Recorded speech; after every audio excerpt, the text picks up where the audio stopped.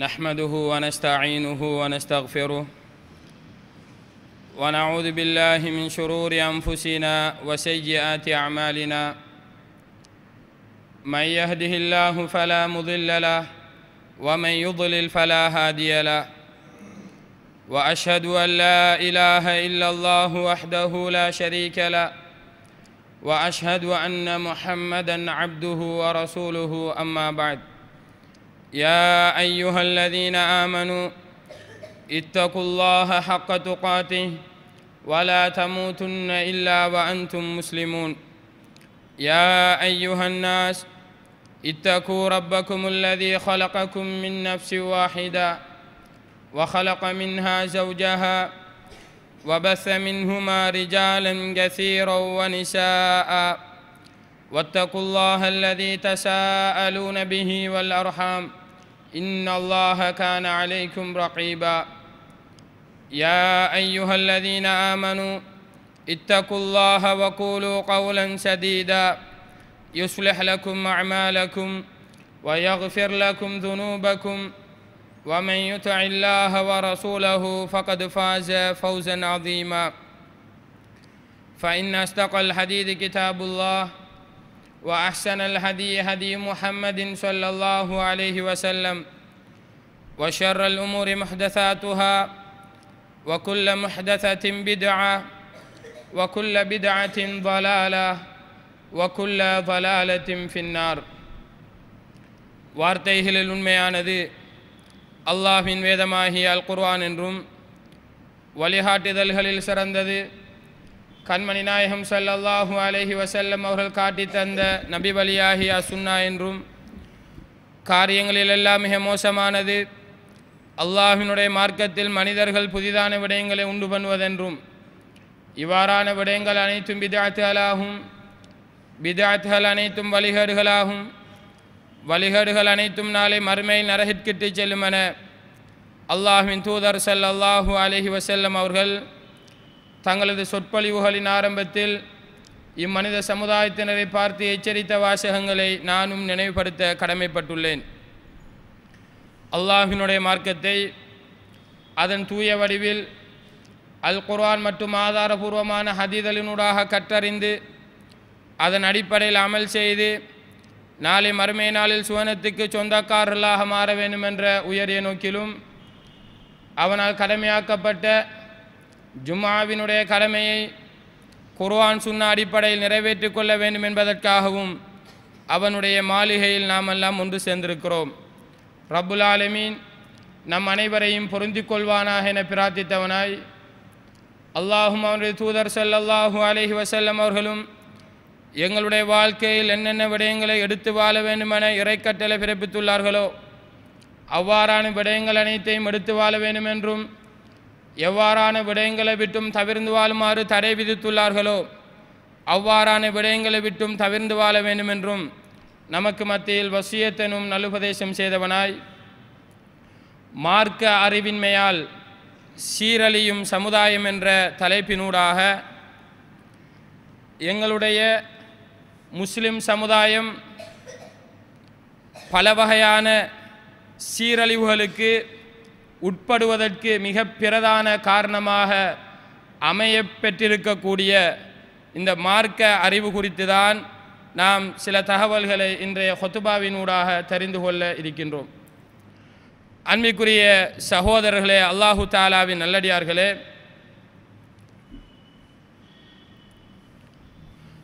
நாங்கள் முஸ்லிம்கள் என்று சொல்லுகிறோம். முஸ்லிம் என்றால் கட்டுப்படக்கூடியவன், கட்டுப்பட்டு நடப்பவன் என்பது பொருளாகும். யாருக்கு கட்டுப்பட வேண்டும், எதற்கு கட்டுப்பட வேண்டும்? அல்லாஹ்வின் தூதர் ஸல்லல்லாஹு அலைஹி வஸல்லம் அவர்களுடைய வார்த்தைகளுக்கு கட்டுப்பட்டு நடக்க வேண்டும். குர்ஆன் சுன்னாவுக்கு கட்டுப்பட்டு நாங்கள் இந்த உலகத்திலே வாழ வேண்டும். அப்பொழுதுதான் முஸ்லிம் என்கின்ற பெயர் எங்களுக்கு மிக பொருத்தமான பெயராக அமையப்பெறும். அதற்கு மாற்றமாக முஸ்லிமுக்கு எதிரிகளாக காணப்படக்கூடிய ஷைத்தானுக்கும் மனோ இச்சைக்கும் இந்த உலக வாழ்க்கைக்கும் நாங்கள் கட்டுப்பட்டு வாழக்கூடாது. அல்லாஹ்வினுடைய தூதருடைய வார்த்தைகளுக்கு கட்டுப்படாமல் பாவ காரியங்களில் ஈடுபடுவதற்கு மிக பிரதான காரணமாக அமையப்பெறுவது இந்த 3 வகையான ஒரு முஸ்லிமின் எதிரிகளுக்கு நாங்கள் கட்டுப்பட்டு வாழ்வதாகும். இன்ன ஷைத்வான லகும் அதுவ்வும் முபீன். அல்லாஹ் அல் குர்ஆனிலே சொல்கிறான், நிச்சயமாக ஷைத்தான் உங்களுக்கு தெளிவான பகிரங்கமான எதிரியாக இருக்கிறான். ஷைத்தானும் மனோ இச்சையும் இந்த உலக வாழ்க்கையும் ஒன்றோடு ஒன்று பின்னி பிணைந்த விடயங்கள் என்பதை நாங்கள் புரிந்து கொள்ள வேண்டும். இந்த நேரான வழியான இந்த மார்க்கத்தின் பாதையை விட்டும் எங்களை வழி தவற மிக பிரதானமான காரணங்களாக அமையப்பெறுவது இந்த 3 விடயங்களும் என்பதை ஆரம்பத்தில் நாங்கள் புரிந்து கொள்ள வேண்டும். அன்பிற்குரிய உறவுகளே, அல்லாஹ்வின் தூதர் ஸல்லல்லாஹு அலைஹி வஸல்லம் அவர்கள் சொல்கிறார்கள், மை யுரிதில்லாஹு பிஹி கைரன் யுஃபக்கிஹு ஃபித்தீன். யாருக்கு அல்லாஹ் நலவை நாடுகிறானோ அவருக்கு மார்க்கத்திலே அல்லாஹு தஆலா விளக்கத்தை கொடுப்பான். எங்களுடைய ஒரு 10-20 வருட வாழ்க்கைக்கு முன்னால் சென்று பாருங்கள். நாம் வெறுமனே முஸ்லிம் என்ற பெயரிலே வாழ்ந்தவர்கள் எத்தனையோ நபர்கள் இந்த சமூகத்தில் இருப்பார்கள். அதன் பின்னர் தொழக்கூடியவர்களாக இருந்திருப்போம். ஆனால் சரியான முறையில் எவ்வாறு எங்களுடைய தொழுகைகளை நிறைவேற்ற வேண்டும் என்கின்ற அடிப்படை அம்சங்கள் தெரியாமல் வாழ்ந்திருப்போம். அல்லாஹு தஆலா எங்களுக்கு நலவை நாடினான், மார்க்கத்தில் எங்களுக்கு விளக்கத்தை தந்தான். கொள்கை என்றால் இதுதான், எங்களுடைய நம்பிக்கை செயற்பாடுகள் எவ்வாறு அமையப்பெற வேண்டும், சமூகத்திலே நாங்கள் எவ்வாறு வாழ வேண்டும், எங்களுடைய ஒழுக்கவியல் பகுதிகளில் நாங்கள் எவ்வாறு காணப்பட வேண்டும், இவ்வாறாக அல்லாஹு தஆலா எங்களுக்கு நலவை நாடிய காரணத்தினால் மார்க்கத்திலே விளக்கத்தை தந்தான். ஆனால் இன்று ஒரு காலத்தில் மார்க்கத்தை தேடி வந்து கற்க இருந்த அந்த ஆர்வம், ஆசை, இன்று நாம் சுவனவாதிகள் என்று எங்களே சர்டிபிகேட் கொடுத்த காரணமோ தெரியாது. மார்க்கத்தை தேடி வந்து கற்கக்கூடிய விடயத்திலே மிக பலவீனமானவர்களாக நாங்கள் இந்த சமூகத்திலே வாழ்ந்து கொண்டிருக்கிறோம். அன்பிற்குரிய சகோதரர்களே, அல்லாஹு தஆலாவின் நல்லடியார்களே, இந்த சமூக வலைத்தளங்கள் இந்த சமூகத்தை ஆள்வதற்கு முன்னால் மார்க்கத்தை 2 வழிமுறைகளில் நாங்கள் கற்கக்கூடியவர்களாக இருந்தோம். ஒன்று, மார்க்க விளக்க வகுப்புகள் ஆங்காங்கே இடம்பெறுகிறது என்பதை அறிந்து எங்களுடைய பல வேலைப்பாடுகளுக்கு மத்தியிலே செலவுகள் செய்து பிரயாணம் மேற்கொண்டு அந்த அறிவை தேடி வந்த வரலாறுகள் இருக்கின்றது. இரண்டாவதாக, புத்தகங்களினூடாக நாங்கள் மார்க்கத்தை கற்றோம். இன்று சமூக வலைத்தளங்கள் வந்த பின்னர் எங்களுக்கு தேவையானதை சமூக வலைத்தளங்களிலே இருந்து பெற்றுக்கொள்ளலாம் என்கின்ற அந்த சிந்தனை உருவாகிய பின்னர் மார்க்கத்தை தேடி வந்து கற்கக்கூடிய விகிதம் எங்களுடைய சமூகத்திலே குறைந்து கொண்டே போவதை நாங்கள் எங்களுடைய கண்களினூடாக பார்த்து கொண்டிருக்கிறோம். அன்பிற்குரிய உறவுகளே, சில வருடங்களுக்கு முன்னால் ஹுதுபா உரைகள் ஆரம்பிப்பதற்கு முன்னர் மக்கள் கண்முன்னே குழுமி இருப்பார்கள். இன்று நான் இந்த உரையை ஆரம்பிக்கும் பொழுது விரல் விட்டு எண்ணக்கூடிய சகோதரர்கள் தான் எனக்கு முன்னால் இருந்தார்கள். அதிலும் அதிகமானவர்கள் சிறுவர்களும் வயோதிபர்களும் இளைஞர்களை காண முடியவில்லை. அன்பிற்குரிய சகோதரர்களே, அல்லாஹு தஆலாவின் நல்லடியார்களே, நாங்கள் ஒரு காலத்திலே இந்த கொள்கை என்றால் என்னவென்று தெரியாமல் இருந்த அந்த காலத்தில் பல வகையான இணை வைப்புக்கு இட்டு செல்லக்கூடிய காரியங்கள், மூட நம்பிக்கைகள், மார்க்கத்துக்கு எதிரான அம்சங்கள் இவைகளிலெல்லாம் மூழ்கி இருந்த வேளை இந்த கொள்கையை அல்லாஹு தாலா எங்களுக்கு அறிமுகப்படுத்திய பொழுது, அல்லாஹு தாலா இந்த மார்க்கத்திலே விளக்கத்தை தந்த பொழுது, அந்த மார்க்கத்தை தேடி வந்து கற்கக்கூடிய ஆசை ஆர்வம் இருந்த அந்த நிலை இன்று முற்றுமுழுதாக தலைகீழாக மாறி இருப்பதை அன்பிற்குரிய சகோதரர்களை நாங்கள் கண்களூடாக பார்த்து கொண்டிருக்கிறோம். மீலாது விழாக்கள் அந்த காலம் தொடக்கம் வெறுமனே பள்ளி வாயில்களில் மாத்திரம் அரங்கேறிக் கொண்டிருந்தவை இன்று ஊரூராக கல்முனையில், அக்கரைப்பற்றில், இன்றைய தினம் பாலமுலையில் மாநாடுகள் போட்டு இந்த மீலாது விழாக்கள் அரங்கேறுகிறது என்றால் நாங்கள் மார்க்கத்தை விட்டும் தூரமாகிக் கொண்டிருக்கிறோம் என்பதை அன்பிற்குரிய சகோதரர்களை நாங்கள் புரிந்து கொள்ள வேண்டும். இந்த மார்க்க அறிவை விட்டும் தூரமாகியதன் விளைவு முஸ்லிம் சமுதாயத்திலே பல வகையான சீரழிவுகள் மீண்டும் தலை தூக்கி மலிந்து காணப்படுவதை நாங்கள் பார்த்து கொண்டிருக்கிறோம். முதலாவதாக நம்பிக்கை சார்ந்த சீரழிவை நாங்கள் எடுத்துக்கொண்டால் இன்றும் கபர் வணக்கங்களில் ஈடுபடக்கூடிய எத்தனையோ முஸ்லிம்களுடைய பெயர்களை வைத்துக் கொண்ட சகோதரர்களை நாங்கள் பார்க்கிறோம். கபர் வணக்கம் என்பது அல்லாஹுக்கு இணை வைப்பதற்கு சமனானது.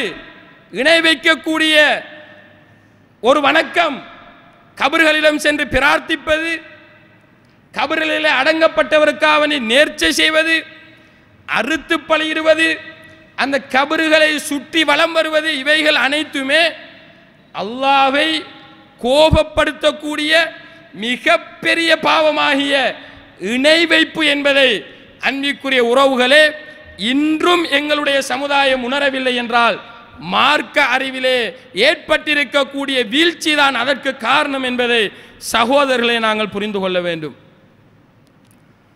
இன்றும் மௌலூது பாடல்கள் என்ற பெயரிலே அல்லாஹ்வின் தூதரை அல்லாஹ்வுடைய இடத்துக்கு கொண்டு போய் சேர்க்கக்கூடிய பாடல் வரிகளை இன்றும் எங்களுடைய மார்க்கத்தை கற்ற மௌலைமார்கள் உட்பட பாமரர்களும் படிக்கிறார்கள் என்றால் அதற்கு காரணம் என்ன? சரியான முறையில் இந்த மார்க்க அறிவை நாம் பெற்றுக்கொள்ளாததுதான்.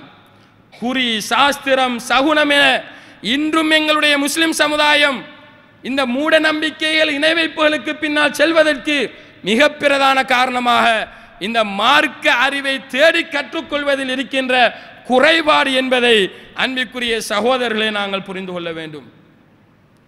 இதை தாண்டி இன்னும் எங்களுடைய சகோதர சகோதரிகள் கழுத்துகளிலே தாயத்துக்களை கட்டுவது, புதிதாக வீடுகள் குடிபோகின்ற சந்தர்ப்பத்திலே மூளைக்கு மூளை தாயத்துக்களை கட்டி தொங்க விடுவது, இவைகள் எங்களை பாதுகாக்குகின்றன என்கின்ற சிந்தனையோடு செய்வது தெளிவான இணை வைப்பாகும் என்பதை புரியாமல் இன்றும் எங்களுடைய சகோதரர்கள் இவ்வாறான காரியங்களில் ஈடுபடுகிறார்கள் என்றால் மார்க்க அறிவில் ஏற்பட்ட குறைபாடு என்பதை சகோதரர்களை நாங்கள் புரிந்து கொள்ள வேண்டும்.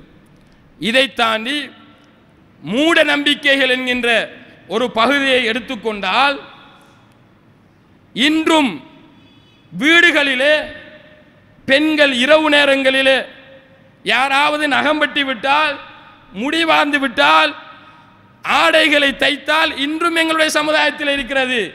இவைகளில் ஈடுபடாது, இவைகள் முசீபத்துகளை கொண்டு வரும். மார்க்கம் சொன்னிச்சா? அல்லாஹு தாலா சொல்கிறானா? அல்லாஹ்வின் தூதர் ஸல்லல்லாஹு அலைஹி வஸல்லம் சொன்னார்களா? இல்லை.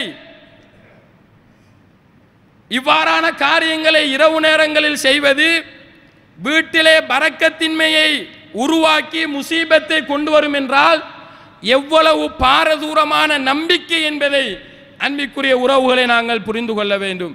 இதையும் தாண்டி பல வகையான மூட நம்பிக்கைகள், தலைக்கு மேலால் கை கட்டக்கூடாது, ஒற்றை கால்களில் நிற்கக்கூடாது, கதிரைகளில் அமர்ந்து கொண்டு கால்களை ஆட்டக்கூடாது, இவ்வாறாக இன்றும் எங்களுடைய சமூகத்திலே மாறாமல் தெளிவு பெறாமல் இருக்கக்கூடிய மூட நம்பிக்கைகளை அடுக்கிக் கொண்டே செல்ல முடியும். இவைகளெல்லாம் நம்பிக்கை சார்ந்த விடயங்களில் ஏற்படக்கூடிய சீரழிவுகள்.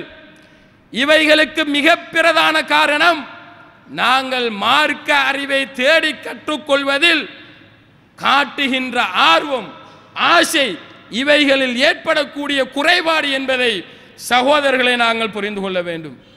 இரண்டாவதாக, குடும்பம் சார்ந்த சீரழிவுகளை எடுத்துக்கொண்டால் இன்று அதிகமான திருமணங்கள் கணவன் மனைவி சின்ன சின்ன பிரச்சனைகளுக்காக வேண்டி விவாகரத்தில் வந்து முடியக்கூடிய காட்சிகளை நாங்கள் பார்க்கிறோம்.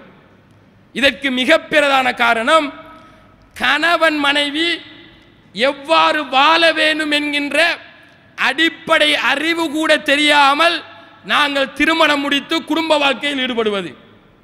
இஸ்லாம் கணவனுக்கு செய்ய வேண்டிய கடமைகள் என மனைவிக்கு ஒரு லிஸ்டை கொடுத்திருக்கிறது.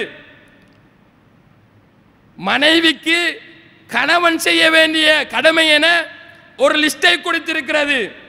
இவைகளை எல்லாம் நாங்கள் படிக்காமல் நான் நினைப்பதை எல்லாம் என்னுடைய மனைவி எனக்கு செய்ய வேண்டும், நான் நினைப்பதை எல்லாம் என்னுடைய கணவன் எனக்கு செய்ய வேண்டும் என நாம் புரிந்து கொண்ட காரணத்தினால் இன்று பல வகையான திருமணங்கள் விவாகரத்திலே போய் முடியக்கூடிய காட்சிகளை நாங்கள் பார்க்கிறோம். ஒரு காலத்திலே திருமணம் விவாகம் பெறுவதென்றால் அது ஒரு பெரிய விடயமாக சமுதாயத்தில் இருந்தது. ஆனால் இன்று திருமணம் விவாகம் பெறுவது சர்வ சாதாரண விடயமாக மாறிப்போய்விட்டது. அன்பிற்குரிய சகோதரர்களே, அல்லாஹு தாலாவின் நல்லடியார்களே, மனைவியை முகத்திலே அறையக்கூடாது என இஸ்லாம் வழிகாட்டுகிறது. எத்தனை கணவன்மார்கள் மனைவிக்கு முன்னால் இந்த விடயத்திலே ஜெனிவினாக வாழக்கூடியவர்கள் இருக்கிறோம். சிந்தித்து பாருங்கள். கோபம் வந்தால் எங்களுடைய கைகள் போய் சேருகின்ற இடம் மனைவியினுடைய முகமாகத்தான் இருக்கிறது. அன்பிற்குரிய சகோதரர்களே, அதன் பின்னர் அல்லாஹ்வின் தூதர் சொல்கிறார்கள், வெட்கமில்லாமல் நீ அவளோடு சேர்கிறாய். மனைவியை அடித்து உதைத்து துவம்சம் பண்ணிவிட்டு என்னுடைய தேவைகளை பூர்த்தி செய்வதற்காக வேண்டி நாம் மீண்டும் அவளிடமே வெட்கமில்லாமல் செல்கிறோமே. இஸ்லாம் முகத்திலே பெண்களை அறைவதை வன்மையாக தடை செய்கிறது. பிறருக்கு முன்னால் அவளுடைய மானத்தை குறைப்பதை இஸ்லாம் தடை செய்கிறது. இந்த விடயங்களில் எல்லாம் எத்தனை கணவன்மார்கள் ஜெனிவினாக வாழ்கிறோம். அன்பிற்குரிய சகோதரர்களை சிந்தித்து பாருங்கள். இப்படியாக ஒரு கணவனும் மனைவியும் எப்படி வாழ வேண்டும், அவர்களுக்கான உரிமைகள் என்ன, கடமைகள் என்ன என்பதை கற்றுக்கொள்ளாமலே திருமணங்களை முடித்து குடும்ப வாழ்க்கையிலே ஈடுபடுகின்ற பொழுது, பிரச்சனைகள் வருகின்ற பொழுது அதை எவ்வாறு எதிர்கொள்வதென தெரியாமல் இறுதியாக விவாகரத்திலே பல திருமணங்கள் முடிவடைவதை நாங்கள் பார்க்கிறோம். அன்பிற்குரிய சகோதரர்களே, அல்லாஹு தாலாவின் நல்லடியார்களே, இதற்கெல்லாம் மிக பிரதான காரணம் ஒன்று இருக்கிறது. இஸ்லாம் காட்டிய வழிமுறையில் எங்களுடைய திருமணங்கள் நடப்பது கிடையாது. 100% என்று சொல்லுகின்ற அளவுக்கு மாற்று மத கலாச்சாரங்களை அப்படியே உள்வாங்கிய அடிப்படையில் தான் இன்று பலருடைய திருமணங்கள் அல்லாஹ் அருள் செய்த மக்களை தவிர நடந்தேறுவதை நாங்கள் கண்களூடாக பார்த்து கொண்டிருக்கிறோம். அன்பிற்குரிய சகோதரர்களே, அல்லாஹு தாலாவின் நல்லடியார்களே, அடிப்படையே இஸ்லாமிய மார்க்கத்தை தழுவியதாக அந்த அத்திவாரம் அமைய பெறவில்லை என்றால் அந்த குடும்ப வாழ்க்கத்தை எவ்வாறு கட்டியெழுப்ப முடியும்? எனவேதான் திருமணம் என்பது எவ்வாறு நடைபெற வேண்டும் என்பதை இஸ்லாம் அழகாக வழிகாட்டி இருக்கிறது. எங்களுடைய இந்த உலக வாழ்க்கையில் இஸ்லாம் எங்களுக்கு செய்யாத உபதேசம் என்ன, வழிகாட்டாத வழிகாட்டுதல்கள் என்ன இருக்கிறது? ஒரு மனிதன் தூங்கி எழுந்ததிலிருந்து மீண்டும் இரவு தூங்கச் செல்லுகின்ற வரைக்கும் அவன் எவ்வாறு நடந்து கொள்ள வேண்டும் என்பதை திட்டத் தெளிவாக வழிகாட்டக்கூடிய ஒரு மார்க்கம் இந்த உலகத்தில் இருக்குமாக இருந்தால் அது இஸ்லாமிய மார்க்கம் மட்டும்தான். அன்பிற்குரிய சகோதரர்களே, அல்லாஹு தாலாவின் நல்லடியார்களே, குடும்ப வாழ்க்கையிலே பெற்றோர்கள் பிள்ளைகளை எப்படி ஃபேஸ் பண்ணுவது என்பது தெரியாமல் எத்தனையோ பெற்றோர்கள் இன்று வாழ்ந்து கொண்டிருக்கிறார்கள். பிள்ளைகள் பெற்றோர்களை மதிப்பது கிடையாது. எப்படி மதிக்கும் சகோதரர்களே? நாங்கள் எங்களுடைய குழந்தைகளுக்கு சிறு பராயத்திலிருந்தே மார்க்க வழிகாட்டுதல்களை காட்டவில்லை என்றால் எப்படி எங்களை மதிக்கும்? பிள்ளைகள் எங்களோடு நண்பர்கள் போன்று பழக வேண்டும் என ஆசைப்படுகிறோம், அதில் பிரச்சனை கிடையாது. அதே நேரத்தில் பிள்ளைகள் தவறுகள் செய்யும் பொழுது அன்பால் சுட்டி காட்ட வேண்டும். அதையும் தாண்டி எல்லை மீறுகின்ற பொழுது அவர்களை தண்டிக்க வேண்டும். இல்லை, தண்டிக்க முடியாது.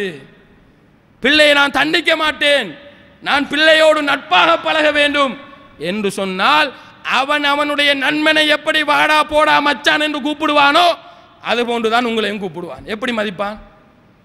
ஆனால் நாங்கள் பிள்ளை வளர்ந்ததன் பின்னால் பிள்ளை என்னுடைய பேச்சை கேட்குதில்லை, என்ன வார்த்தைக்கு மதிப்பளிக்குதில்லை, என்ன மதிக்குதில்லை, யாரே போல என்னோட பழகிறான் அப்படின்னு பின்னால கை செய்தப்பட்டு எந்தவித பிரயோசனமும் இல்லை என்பதை அன்பிற்குரிய சகோதரர்களை நாங்கள் புரிந்து கொள்ள வேண்டும்.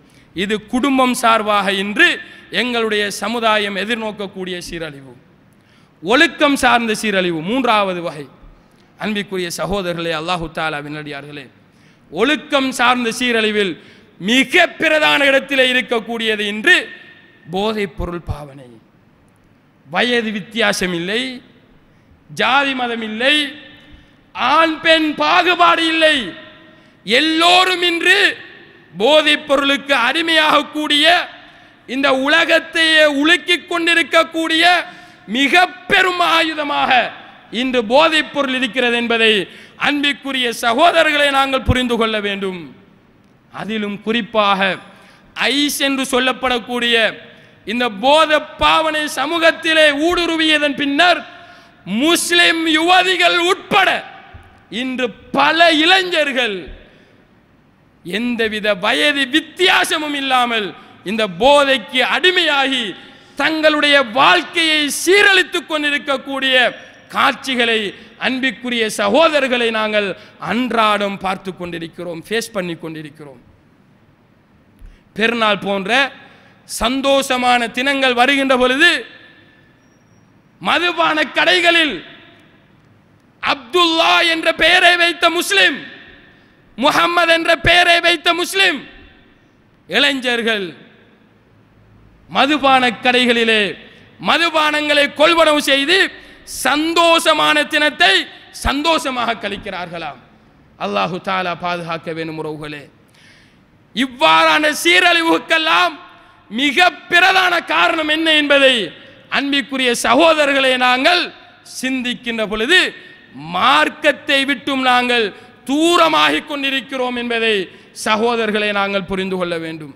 அன்பிற்குரிய சகோதரர்களே, அல்லாஹு தஆலாவின் நல்லடியார்களே, ஒழுக்கம் சார்ந்த சீரழிவில் இன்னொரு மிக பிரதான விடயம் இன்று எங்களுடைய வியாபாரங்களை கொஞ்சம் சிந்தித்து பாருங்கள் உறவுகளே. நான் செய்கின்ற வியாபாரம் அல்லாஹ்வின் தூதர் ஸல்லல்லாஹு அலைஹி வஸல்லம் அவர்கள் வழிகாட்டிய 100% ஹலாலான அமைப்பிலே அமைய பெற்றிருக்கிறதா? என்னுடைய வியாபாரத்தில் பொய் இருக்கிறதா இல்லையா? என்னுடைய வியாபாரத்தில் ஏமாற்றுதல் இருக்கிறதா இல்லையா? என்னுடைய வியாபாரத்தில் ஊழல் இருக்கிறதா இல்லையா? என்னுடைய வியாபாரத்தில் வட்டி இருக்கிறதா இல்லையா? சிந்தித்து பாருங்கள். அல்லாஹ்வின் தூதர் ஸல்லல்லாஹு அலைஹி வஸல்லம் அவர்கள் எப்படியான வியாபாரங்கள் ஹராமான சம்பாத்தியங்களை தருகிறது என தடை செய்தார்களோ அப்படியான வியாபார முறைகளை விட்டும் தூரமானதாக எங்களுடைய வியாபார முறைகள் இருக்கிறதா? மாஷா அல்லாஹ், வியாபாரத்திலே பொய் சொல்லக்கூடாது என்று எங்களுக்கு தெரியும். பொய் சொல்லாமல் எத்தனை வியாபாரிகள் என்று நாங்கள் வியாபாரம் செய்து கொண்டிருக்கிறோம், தொழிலிலே ஈடுபட்டு கொண்டிருக்கிறோம். ஊழல் செய்யக்கூடாது என்று தெரியும், பிறரை ஏமாற்றக்கூடாது என்று தெரியும், வட்டி என்னுடைய பொருளாதாரத்திலே கலந்துவிடக்கூடாது என்பது தெரியும். இவைகளெல்லாம் தெரிந்திருந்தும் இன்று எங்களில் எத்தனை சகோதரர்கள் அல்லாஹ்வின் தூதர் தவிர்ந்து வாழுமாறு தவிர்ந்து செய்யுமாறு சொன்ன இந்த வியாபார முறைகளை விட்டும் தவிர்ந்து 100% ஹலாலான சம்பாத்தியத்தின் மூலமாக எங்களுடைய வாழ்வாதாரத்தை சம்பாதித்துக் கொண்டிருக்கிறோம் சகோதரர்களே. அப்படி 100% ஹலாலாக சம்பாதித்தால் பெரிய அளவிலான இலாபங்களை ஈட்ட முடியாது என்று நாங்கள் நினைக்கலாம். அன்பிற்குரிய உறவுகளே, நாங்கள் எவ்வளவு சம்பாதிக்கிறோம் என்பது எங்களுடைய வாழ்நாளை கடாத்துவதற்கு கழிப்பதற்கு தேவையானது கிடையாது. குறைவாக சம்பாதித்தாலும் அதிலே பரக்கத் இருக்கிறதா என்பதுதான் மிக பிரதான தேவை. 1000 தான் ஒரு நாளைக்கு என்னால் இலாபம் காண முடியும் என்றிருந்தால் அந்த 1000ஐயும் ஹலாலான முறையிலே நான் சம்பாதித்தால் 10,000 ஒரு நாள் ஹராமான முறையிலே சம்பாதிப்பவனை விட சிறந்த வாழ்க்கை அல்லாஹு தாலா எங்களை வாழச் செய்வான் சகோதரர்களே. இதில் உறுதியான நம்பிக்கை எங்களுக்கு வர வேண்டும். கலா கதிரிலே அல்லாஹு தாலா எனக்கு ரிஸ்கை எழுதிவிட்டான், அது இன்றைய தினம் இதுதான் அதனுடைய அளவு என்கின்ற உறுதியான நம்பிக்கை என்னுடைய உள்ளத்திலே வந்தால்தான் 1000 இருந்தாலும் அல்ஹம்துலில்லாஹ் என்ற வார்த்தையோடு விடு திரும்புவோம். இல்லை என்றால் இன்னைக்கு 1000 தானே, இது என்னத்துக்கு போகுது, அந்த வேலை இருக்கு இந்த வேலை இருக்கு. ஷைத்தானுடைய எண்ணங்கள் வஸ்வாசுகள் எங்களை பலவீனப்படுத்திக் கொண்டிருக்கிறது, ஹராமான சம்பாத்தியத்துக்கு வழிகாட்டிக் கொண்டிருக்கிறது என்பதை அன்பிற்குரிய உறவுகளை நாங்கள் புரிந்து கொள்ள வேண்டும். எனவே இப்படியான சீரழிவுகளை விட்டும் எங்களுடைய சமுதாயம் பாதுகாக்கப்பட வேண்டும் என்றிருந்தால் மார்க்க அறிவை தேடி கற்பதில் நாங்கள் ஒரு காலத்திலே எவ்வாறான ஆசை ஆர்வத்தோடு செயற்பட்டோமோ அதே ஆசை ஆர்வத்தோடு செயற்படக்கூடிய மக்களாக மாற வேண்டும். எங்களுடைய சிறார்களை சிறிய வயதிலிருந்து சரவாத சிந்தனையை விட்டும் தூரமாக்கி மார்க்கத்தினுடைய சிந்தனையை கொடுத்து வளர்க்கக்கூடியவர்களாக நாங்கள் மாற வேண்டும். அன்பிற்குரிய சகோதரர்களே, நாங்கள் மார்க்கத்தை கற்க வேண்டும் என்றிருந்தால் மார்க்கத்தை கற்றுத்தரக்கூடிய உலமாக்களை நாங்கள் உருவாக்க வேண்டும். இது ஃபர்து கிஃபாயா, ஒரு சமூகத்தினுடைய கடமை. மார்க்கத்தை கற்பது ஃபர்து ஐன், ஒவ்வொருவருக்குமான கடமை. மார்க்கத்தை கற்றுத்தரக்கூடிய சிறந்த உலமாக்களை உருவாக்குவது ஃபர்து கிஃபாயா, ஒரு சமூகத்தின் கடமை. மார்க்கத்தை கற்றுத்தரக்கூடிய சிறந்த உலமாக்களை உருவாக்க தவறும் பட்சத்தில் அந்த சமூகமே அல்லாஹ்விடம் பாவிகளாக மாறுவார்கள் என்பதை அன்பிற்குரிய சகோதரர்களை நாங்கள் புரிந்து கொள்ள வேண்டும். எனவே எங்களுடைய குழந்தைகள் மார்க்கத்தை கற்று பிறருக்கும் மார்க்கத்தை கற்றுக் கொடுக்கக்கூடிய ஆசையுள்ள குழந்தைகளாக வளர வேண்டும் என்றால் சிறிய வயதிலிருந்து அவர்களுக்கு மார்க்கத்தினுடைய சிந்தனைகளை நாங்கள் கொடுக்க வேண்டும். இன்று அரபு மதரசாக்களிலே பல வகையான மாணவர்கள் என்ன செய்கிறார்கள், மார்க்க அறிவை கற்பதற்காக வேண்டி வந்து சேர்கிறார்கள். அதிலே ஓரிரு சிறார்களை தவிர ஏனைய மாணவர்கள் அனைவருமே பெற்றோர்களின் வற்புறுத்தல்களுக்கு மத்தியிலே தான் என்ன செய்கிறார்கள், இந்த மார்க்க அறிவை கற்று பிறருக்கு கற்றுக் கொடுக்க வேண்டும் என்ற நோக்கத்திலே வந்து சேர்கிறார்கள். அப்படியானவர்கள் காலப்போக்கிலே ஒரு வயதை அடைந்த பின்னர் மதரசா கல்வியை இடைநிறுத்திவிட்டு மீண்டும் வீடுகளுக்கு செல்லக்கூடிய காட்சிகளை நாங்கள் பார்க்கிறோம். எனவே அன்பிற்குரிய உறவுகளே, மார்க்கத்தை தானும் கற்று பிறருக்கும் கற்றுக் கொடுக்க வேண்டும் என்கின்ற ஆசை உள்ள குழந்தைகளை நாங்கள் உருவாக்கி அரபு மதரசாக்களுக்கு நாங்கள் அவர்களை அனுப்பி மார்க்கத்தை கற்று பிறருக்கும் மார்க்கத்தை கற்றுக் கொடுக்கக்கூடிய உலமாக்களை உருவாக்குவதற்கு நாங்கள் முன்வர வேண்டும். மார்க்கத்தை கற்பதற்கு மதரசா தேவை கிடையாது. ஏன், நாங்கள் இன்று இவ்வளவு பேர் இந்த ஹுத்பாவில் இருக்கிறோம். அடிப்படை அறிவுகள் எங்களுக்கு தெரியும், மார்க்க அறிவுகள், பிரதானமான விடயங்கள் எல்லாம் எங்களுக்கு தெரியும். நாங்கள் எல்லோரும் மதரசாவுக்கு சென்று கற்றவர்களா? கிடையாது. அழகான முறையிலே தொழுகையை நிறைவேற்றுகிறோம். மதரசாவுக்கு சென்று நாங்கள் கற்றுக்கொண்டோமா? கிடையாது. மார்க்க கல்வியை கற்றுக்கொள்வது மாத்திரம்தான் நோக்கம் என்றால் அதற்கு மதரசாக்கள் தேவையில்லை. சாதாரண மக்களும் மார்க்க கல்வியை கற்றுக்கொள்கிறார்கள். மார்க்க கல்வியை கற்றுக்கொள்வதோடு அதை சமூகத்துக்கு கற்றுக் கொடுப்பதற்குத்தான் மதரசாக்கள் தேவை. அதற்கான பயிற்சிகள் பெறுவதற்குத்தான் மதரசாக்கள் தேவை. எனவே அன்பிற்குரிய சகோதரர்களே, அல்லாஹு தாலாவின் நல்லடியார்களே, எங்களுடைய குழந்தைகள் சிறார்களை சிறிய வயதிலிருந்தே நான் ஒரு ஆலிமாக மாற வேண்டும் என்கின்ற சிந்தனையோடு நாங்கள் எங்களுடைய குழந்தைகளை வளர்க்க வேண்டும். எங்களுடைய ஒவ்வொருவருடைய குடும்பத்திலிருந்தும் ஒரு ஆண் பிள்ளை ஆலிமாக வரட்டுமே. ஆலிமாக மாறுவதில் எங்களுக்கு சந்தோஷம் கிடையாத பெற்றோர்களுக்கு எவ்வளவு சிறப்புகள் இந்த இஸ்லாமிய மார்க்கம் சொல்லிக் கொண்டிருக்கிறது. ஆலிம்கள் நபிமார்களுடைய வாரிதுகள், வரசத்துல் அம்பியா, நபிமார்களுடைய அனந்தரக்காரர்கள் என்று அல்லாஹ்வின் தூதர் ஸல்லல்லாஹு அலைஹி வஸல்லம் அவர்கள் சொன்னார்களே. என்னுடைய குடும்பத்திலிருந்து ஒரு நபியினுடைய வாரிசு வர வேண்டும் என்று நாங்கள் ஆசைப்படக்கூடாதா? அல்லாஹ்வை தவிர வணங்கப்பட தகுதியானவர் இந்த உலகத்தில் யாருமே இல்லை என முதலாவது அல்லாஹ் சாட்சி சொல்கிறான். இரண்டாவது வானவர்கள் சாட்சி சொல்கிறார்கள். மூணாவது உலுல் இல்ம், அறிவு கொடுக்கப்பட்ட உலமாக்கள் சாட்சி சொல்கிறார்கள். எந்த இடத்திலே உலமாக்களை அல்லாஹு தஆலா கண்ணியப்படுத்துகிறான் என்பதை அன்பிற்குரிய சகோதரர்களை நாங்கள் சிந்தித்து பார்க்க வேண்டும். என்னுடைய வாழ்க்கையிலே நான் சிறுவனாக இருக்கின்ற பொழுது என்னை பெற்றோர்கள் வற்புறுத்தி மதரசாவிலே சேர்க்கவில்லை. நான் சிறுவனாக இருக்கின்ற பொழுது 5 நேரம் தொழ வேண்டும் என, பள்ளி வாயிலுக்கு செல்ல வேண்டும் என என்னுடைய பெற்றோர்கள் வழிகாட்டினார்கள்.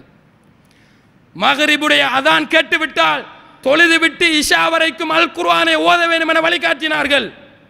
அல் குர்ஆனை அழகிய முறையில் ஓத பழக வேண்டும் என்பதற்காக வேண்டி தஜ்வீதை படிக்க அனுப்பினார்கள். இவ்வளவுதான் என்னுடைய பெற்றோர்கள் செய்த முயற்சி. இதை பரிபூரணப்படுத்த வேண்டும் என ஆசை என்னுள் ஏற்பட்டது. மதரசாவிலே சேர வேண்டும் என நான் ஆசைப்பட்டேன். என்னுடைய பெற்றோர்களிடம் நான் போய் சென்றேன். என்னை மதரசாவிலே சேர்ந்து படிக்க வையுங்கள், இந்த மார்க்கத்தை கற்க வையுங்கள். அல்ஹம்துலில்லாஹ். என்னுடைய எண்ணம், என்னுடைய பெற்றோர்களுடைய எண்ணம் இஹ்லாஸாக இருந்தது. அல்லாஹு தஆலா ஒரு நிலைக்கு என்னை கொண்டு வந்திருக்கிறான் என்றால் ஏன் எங்களுடைய சிறார்களுக்கும் இவ்வாறான எண்ணங்கள் சிறிய வயதிலிருந்தே உருவாக முடியாது? சிந்தித்து பாருங்கள். நாங்கள் நினைக்கிறோம் என்னுடைய பிள்ளைகள் பெரிய ஆய்வாளர்களாக வந்து, பெரிய அறிஞர்களாக வந்து என்ன நடக்கப் போகிறது என்று நினைக்கிறோம். அதே நேரத்தில் ஒரு ஆசிரியராக, ஒரு வைத்தியராக, ஒரு இன்ஜினியராக வந்தால் இந்த சமூகத்திலே பெரிய அந்தஸ்தும் பட்டமும் பதவியும் அவனுக்கு இருக்கும் என நாங்கள் நினைக்கிறோம். அன்பிற்குரிய உறவுகளே, இன்று ஒரு செய்தியை சொல்லிவிட்டு பின்னால் ஆதாரம் புகாரி என்று சொல்கிறோம் என்றால், பின்னால் ஆதாரம் முஸ்லிம் என்று சொல்கிறோம் என்றால், இவர்கள் அரபுலகத்தில் பிறந்த அரபிகள் கிடையாது உறவுகளே, அஜமிகள், அரபிகள் கிடையாது.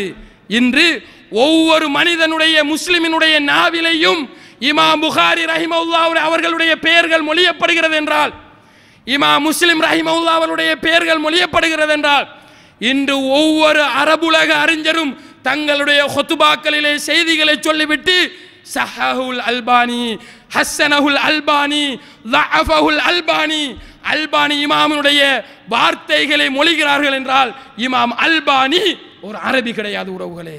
எங்களை போன்ற அஜமிகள், அரபு மொழி பேசக்கூடிய பெற்றோர்களுக்கு பிறந்தவர்கள் கிடையாது. அவர்கள் சாதிக்கவில்லையா? இன்று பெரும் பெரும் அரபுலக அறிஞர்கள் இமாம் அல்பானி ரஹிமஹுல்லாஹ் அவர்களுடைய பெயர்களை உச்சரிக்கிறார்கள் என்றால் இந்த அறிவுக்காக வேண்டி அவர்கள் செய்த தியாகத்திற்கு இந்த உலகத்திலே அல்லாஹு தஆலா அவர்களுக்கு கொடுத்த மாபெரும் கிஃப்ட். அன்பிற்குரிய சகோதரர்களே, அல்லாஹு தஆலாவின் அடியார்களே, எங்களுடைய ஒவ்வொரு குடும்பத்திலிருந்தும் ஒரு குழந்தையை, ஒரு ஆண்மகனை குறிப்பாக நாம் இந்த மார்க்கத்துக்காக வேண்டி அனுப்புவோம். சிறந்த ஒரு ஆலிமாக, மக்களுக்கு எந்தவித உலக லாபமும் இல்லாமல், உலக ஆயாதமும் இல்லாமல் இஹ்லாஸான முறையிலே மார்க்கத்தை எட்டி வைக்கக்கூடிய ஒரு சிறந்த ஆலிமாக உருவாக்குவதற்கு எங்களுடைய குடும்பத்திலே ஒரு குழந்தையை நாங்கள் அனுப்புவோம். அல்லாஹு தஆலா எங்கள் அனைவருக்கும் பரக்கத் செய்வான் உறவுகளே. ஒரு குழந்தையை அனுப்புவோம். அதுவும் சிறந்த கலாசாலைகளை தேர்வு செய்து அனுப்ப வேண்டும். எந்த உலக ஆதாயமும் இல்லாமல் நடைபெறக்கூடிய மார்க்க அறிவை சிறந்த முறையிலே போதிக்கக்கூடிய, ஹதீதுகளை எப்படி ஆய்வு செய்ய வேண்டும் என பயிற்சிக்கக்கூடிய, கொள்கையை தெளிவாக படிப்பிக்கக்கூடிய கலாசாலைகளை தேர்வு செய்து அனுப்புவோம். அப்படியான ஒரு கலாசாலை கிழக்கு மாகாணத்தில் இருக்குமாக இருந்தால் எங்களுடைய ஊரில் இருக்கக்கூடிய தத்பீக்கு ஷரியா அரபு கல்லூரி நாங்கள் பெருமைப்பட வேண்டும் உறவுகளே. நான் பார்த்த வகையிலே அல்லாஹ் மீது ஆணையிட்டு நான் சொல்கிறேன், இஹ்லாஸான முறையிலே நடைபெறக்கூடிய ஒரு கலாசாலை. தற்பொழுது பயிலக்கூடிய மாணவர்கள் செலுத்தக்கூடிய மாதாந்த பணங்களை எடுத்து கற்பிக்கக்கூடிய ஆசிரியர்களுக்கு சம்பளம் வழங்குவதற்கே போதாது. அப்படி இருந்தும் கரண்ட் பில்லு கட்டி தண்ணி பில்லு கட்டி உணவுக்கான எந்த குறைபாடும் இல்லாமல் அல்லாஹு தஆலா இந்த கலாசாலையை வழிநடாத்துகிறான் என்றால் அந்த இஹ்லாஸ் அதற்காக வேண்டித்தான் என்பதை அன்பிற்குரிய உறவுகளை நாங்கள் புரிந்து கொள்ள வேண்டும்.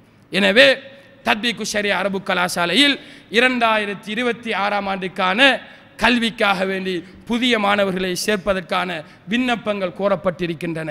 அன்பிற்குரிய சகோதரர்களே, அல்லாஹு தஆலாவின் நல்லடியார்களே, இமாம் புகாரி ரஹிமஹுல்லா, இமாம் முஸ்லிம் ரஹிமஹுல்லா, இமாம் அல்பானி ரஹிமஹுல்லா வாய்க்கு வாய் நாங்கள் இந்த இமாம்களை புகழ்கிறோமே, அவருடைய பெற்றோர்கள் இவைகளை செவிமடுக்கின்ற பொழுது எவ்வளவு ஆனந்தத்துக்குள்ளாவார்கள். என்னுடைய மகன் இன்றைய தினம் ஹுத்பா உரை நிகழ்த்துகிறான்.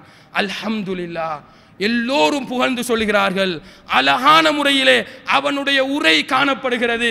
இஹ்லாஸான முறையிலே சமூகத்திலே தௌவா செய்து கொண்டிருக்கிறான் என்று மக்கள் புகழ்கிறார்கள். அந்த புகழ்ச்சிக்காக வேண்டி அவன் செய்யவில்லை, அங்கே இஹ்லாஸ் இருக்கிறது. இஹ்லாஸினுடைய வெளிப்பாடு மக்கள் புகழ்கிறார்கள். அந்த பேச்சுக்கள், அந்த வார்த்தைகள் எங்களுடைய பெற்றோரால் எங்களுடைய காதுகளிலே ஒலிக்கின்ற பொழுது அதே போன்ற ஆனந்தம் இந்த உலகத்திலேயும் இருக்காது, நாளை மறுமையிலேயும் இருக்க முடியாது என்பதை அன்பிற்குரிய சகோதரர்களை நாங்கள் புரிந்து கொள்ள வேண்டும். எனவே எங்களுடைய குடும்பத்திலிருந்து ஒரு குழந்தையை நாங்கள் அனுப்புவோம். சிறந்த மக்களுக்கு பிரயோசனம் தரக்கூடிய இஹ்லாஸான முறையிலே தஅவா செய்யக்கூடிய ஒரு ஆலிமை உருவாக்குவதற்காக வேண்டி. வெறுமனே மார்க்கத்தை கற்றுக்கொண்டு மார்க்கம் எங்கேயோ இருக்க, அவளுடைய செயற்பாடுகள் எங்கேயோ இருக்க, இப்படியான மூளைமார்களை உருவாக்குவதற்கு கிடையாது. எத்தனையோ மூளைமார்களை பார்க்கிறோம். தாடிகளை ஒட்ட நறுக்கக்கூடிய மூளைமார்கள் வலித்து விடுவார்கள், மக்கள் காரி துப்பி விடுவார்கள் என்பதற்காக வேண்டி வலிக்காமல் தெரிகிறார்கள். ஏன்? நோக்கம் சரியான நோக்கம் கிடையாது. மார்க்கத்தை சரியான முறையில் பின்பற்ற வேண்டும் என்பதற்காக வேண்டி மார்க்க அறிவை அவர்கள் சுமக்கவில்லை. மாற்றமாக பெற்றோர்களுடைய அந்த அவர்கள் போஸ்ட் பண்ணுகின்ற காரணத்தினால ஏதோ அவர்கள் ஆசைக்கு நாங்கள் மௌலவி ஆகுவோம், அந்த சர்டிபிகேட் கொண்டு கொடுப்போம் என்று மௌலவி ஆயினவர்கள் தான் இந்த இலங்கை நாட்டிலே அதிகமான மௌலவிமார்கள். தொழுகை இல்லாமல் தெரிகிறார்கள். ஏன் அன்பிற்குரிய உறவுகளை? போதை பாவிப்பவர்களாக, போதையை வியாபாரம் செய்யக்கூடியவர்களாக இந்த மௌலவிமார்கள் இருக்கிறார்கள். கேள்விப்படுகிறோம், கவலைப்படுகிறோம். இதற்கான பிரதான காரணம் என்ன? அவன் மார்க்கத்தை கற்றது இஹ்லாஸான அடிப்படையில் அல்ல. பெற்றோர்கள் வற்புறுத்துகிறார்கள். அவர்களுக்கு ஒரு 7 வருஷம் கஷ்டப்பட்டு அந்த சர்டிபிகேட்டை கொடுத்துட்டு நாம நம்முடைய லைஃபை பார்ப்போம். அப்படியான உலமாக்களை உருவாக்குவதை தத்பீக்கு ஷரியா அரபு கல்வி விரும்பவில்லையா சகோதரர்களே? மாற்றமாக ஒருவர் உருவாகினாலும் இந்த சமுதாயத்துக்கு மிகவும் பிரயோசனம் உள்ளவர்களாக அவர்கள் மாற வேண்டும். இந்த வருடம் 4 பிள்ளைகள் உருவாகி இருக்கிறார்கள், மௌலவிமார்களாக பட்டம் பெற இருக்கிறார்கள். அன்பிற்குரிய சகோதரர்களே, அல்லாஹு தஆலாவின் அடியார்களே, அவர்களிடம் இருக்கக்கூடிய அந்த அறிவு, தஅவா செய்ய வேண்டும் என்கின்ற அந்த ஆசை, தேட்டம், அந்த இஹ்லாஸை நாங்கள் பார்க்கிறோம் கண்களூடாக. எனவே அன்பிற்குரிய சகோதரர்களே, அல்லாஹு தஆலாவின் அடியார்களே, எங்களுடைய சமுதாயத்தினுடைய சீரழிவுகளை நாங்கள் களைய வேண்டும் என்றால் என்னுடைய ஒவ்வொரு குடும்பத்திலிருந்தும் ஒரு ஆலிம் உருவாகட்டும். ஏன் ஆலிம்கள் இந்த உலகத்திலே சிறந்த முறையில் வாழவில்லையா? உலகத்தில் சிரமப்பட்டே வாழட்டுமே. மறுமை நாளிலே அல்லாஹ்வினுடைய கிஃப்ட் காத்து கொண்டிருக்கிறது உறவுகளே. இந்த உலக வாழ்க்கையை மறுமைக்காகத்தானே. எனவே அன்பிற்குரிய சகோதரர்களே, அல்லாஹு தஆலாவின் அடியார்களே, நாங்கள் ஒவ்வொருவரும் எங்களுடைய குடும்பத்திலிருந்து ஒரு ஆலிமை உருவாக்குவதற்கு உள்ளத்திலே நியத்து வைப்போம். எங்களுடைய குழந்தைகளை சிறிய வயதிலிருந்து பள்ளி வாயில்களுக்கு அழைத்து வருவதாக இருக்கட்டும், வீடுகளிலே மார்க்க விடயங்களை பேசுவதிலேயாக இருக்கட்டும், அல் குர்ஆனை ஓத வைப்பதிலேயாக இருக்கட்டும், நாங்கள் எங்களுடைய குழந்தைகளுக்கு கொடுக்கக்கூடிய பயிற்சி அவனை தானாக விரும்ப வேண்டும். நான் அரபு கலாசாலைக்கு சென்று 7-8 வருடங்கள் இந்த மார்க்கத்தை கற்று அதை நான் நடைமுறைப்படுத்தி இஹ்லாஸான முறையிலே பிற மக்களுக்கும் தஅவா செய்யக்கூடிய ஒரு ஆலிமாக நான் மாற வேண்டும் என்கின்ற சிந்தனை வருகின்ற அளவுக்கு எங்களுடைய பயிற்சி காணப்பட வேண்டும். அன்பிற்குரிய சகோதரர்களே, அல்லாஹு தஆலாவின் நல்லடியார்களே, எனவே எங்களுடைய தத்பீக்கு ஷரியா அரபு கல்லூரியிலே நாங்கள் விண்ணப்பங்களை கோருகிறோம். உங்களுடைய தரம் 9 கல்வி பயிலக்கூடிய 2026ஆம் ஆண்டு தரம் 9 கல்வி பயிலக்கூடிய மாணவர்கள் ஷரியா கற்க நெறிக்காக வேண்டியும், இந்த வருடம் ஸ்காலர்ஷிப் புலமை பரிசில் பரீட்சை எழுதிய மாணவர்கள் ஹிஃபுல் பிரிவுக்காக வேண்டியும் மாணவர்களை சேர்த்துக்கொள்ள இருக்கிறோம்.